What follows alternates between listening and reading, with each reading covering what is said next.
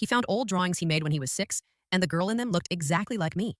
I remember the first time I saw him. It was in a small art studio. The air smelled of paint and wood. He was hunched over a sketchbook flipping pages, and then he looked up at me and said softly, "I found these drawings and the girl in them looks exactly like you."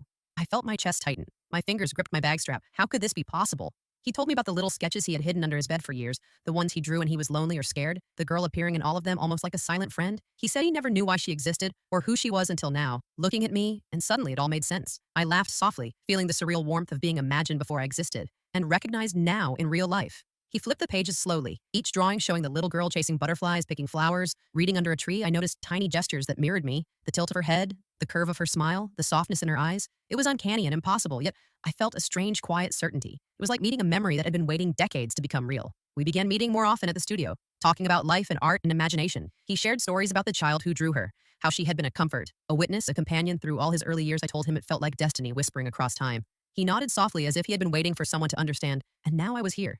Sometimes we would draw together. I held the pencil hesitantly while he moved with care across the paper, sketching small lines capturing moments of light and shadow. He would glance at me softly, and I realized he was seeing both the little girl and the woman she had become at the same time. It made my chest ache with tenderness and awe. One day he asked me to close my eyes while he sketched, and when I opened them, I saw her, the little girl from the sketches, but slightly older somehow, stepping forward from the past into a version of now, and it was breathtaking. I realized he had captured the essence of me again in real time. It was magical, surreal, and deeply emotional.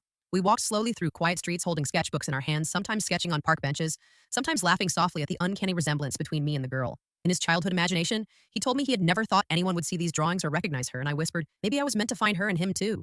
At night, I replayed all the sketches in my mind, imagining him as a little boy, imagining me as a little girl, and now meeting me. Finally, it felt like a story written across years that had folded into a single perfect moment. He was the boy who had imagined me, and now he was the man who saw me, and I was the girl imagined and recognized.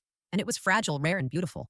Our connection grew quietly and deliberately, each glance, each gesture, each soft word carrying decades of unspoken recognition. The sketches were no longer just paper and pencil. They were evidence of a story stretching across time. Imagination and reality finally colliding in front of us. It was impossible yet real. The little girl had waited patiently in his drawings across years, decades, and imagination, and now the woman before him was acknowledging the story, and I knew our connection was timeless, fragile, and deeply perfect. The man who had drawn me as a child now walked beside me, holding my hand, and together we began the next chapter of a story written long before we existed.